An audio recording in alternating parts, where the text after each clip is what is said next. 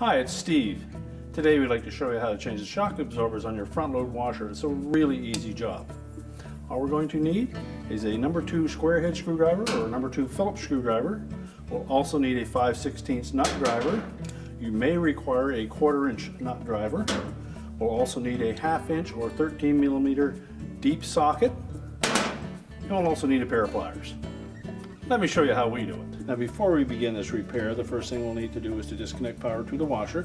So pull the plug. And next we're going to remove the lower access panel using either our number 2 square head or our 1/4 inch nut driver. Now with the screws removed, simply tilt it out at the bottom and remove the panel.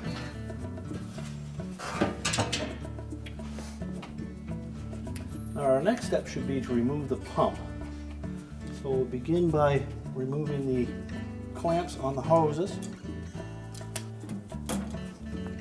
You slide the clamp up the hose far enough that we can release it from the outlet of the pump. Now there may be some water in that drain hose, so you need something there to collect that. And next we'll need to remove the clamp on the inlet hose to the pump. Again, using our pliers, we'll just squeeze that clamp together and then work the hose off of the inlet to the pump.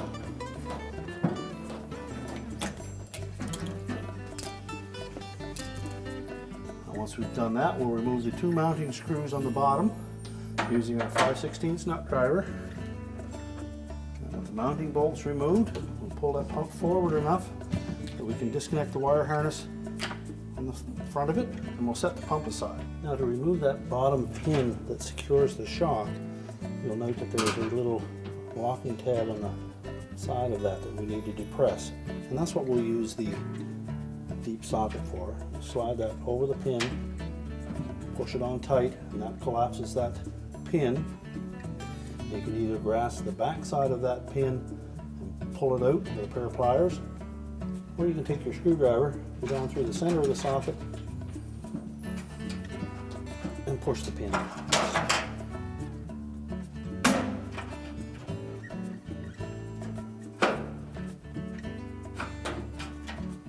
Now on this right hand shock, you may run into an obstacle with the motor control board that's located directly behind that pin. But if you pivot that pin towards the cabinet and upwards, it should come out enough to remove that shock.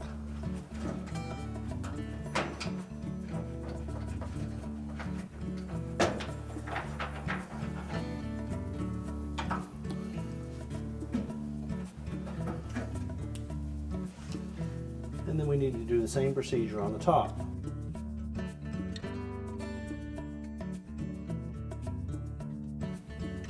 And just continue to push those pins completely through. And drop the shock out of the mounting.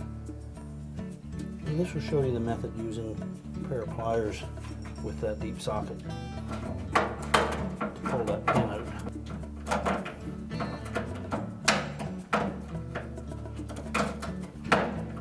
Now when installing the shocks, we want to make sure that the end that has the bushing in it, the flange, is the end that we start the pin through. Now we're going to put the pins through from the back side. We'll point the flange towards the back.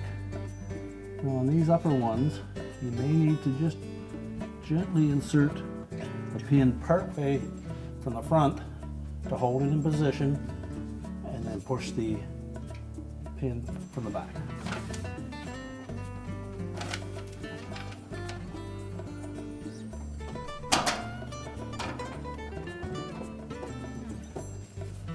Now once you've got that pin started in, you can take your pliers and push it the rest of the way through, or just use your hands.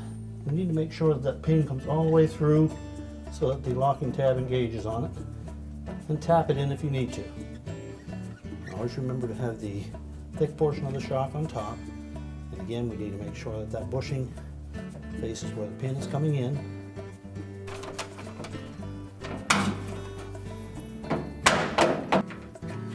And just make sure that locking tab engages properly.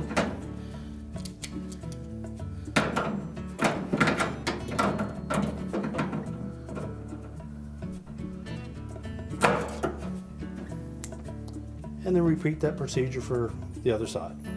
Now to gain access for that right hand shock on the bottom, you may need to release that motor control board. It's just held in place with 2 screws down through the base. So just remove the screws, slide it back, and then we can install the new pin. And then just tap it into place. Once you have it far enough to put the pliers on it, you can squeeze it the rest of the way.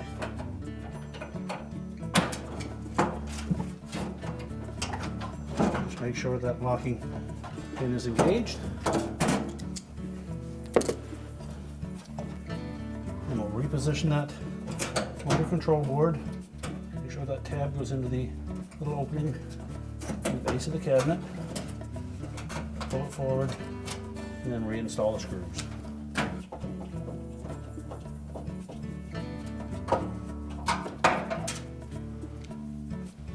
And now we can put the pump back on.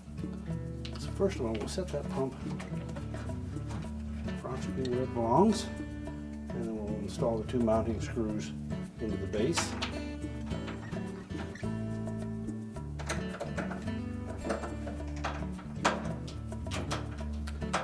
And tighten both of those securely. Reconnect the wire harness to the motor, making sure that the locking tab engages. Now reinstall the protective cover.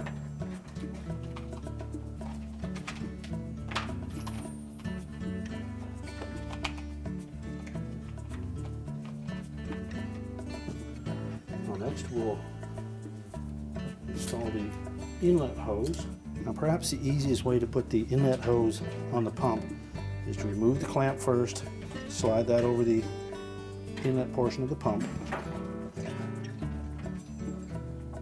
and then fit the hose onto that inlet as far as you can push it on. Then we'll take our pliers and we're going to squeeze that clamp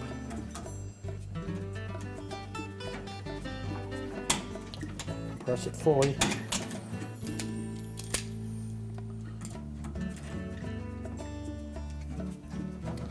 Then while holding that hose tight onto the pump, just maneuver that clamp back into position. Next, we can connect the outlet portion.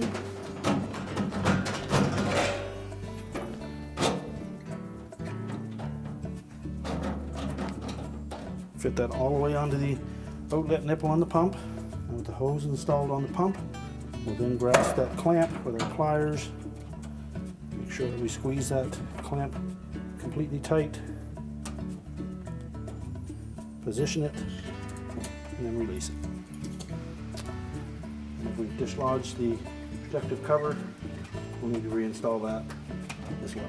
So we'll take our front panel and we're going to take these 2 locating pins, line them up in the bottom of the upper front panel.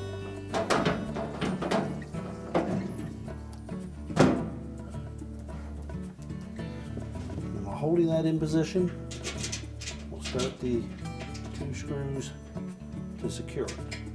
Tighten those both securely. We're now ready to reconnect the power, and our repair is complete.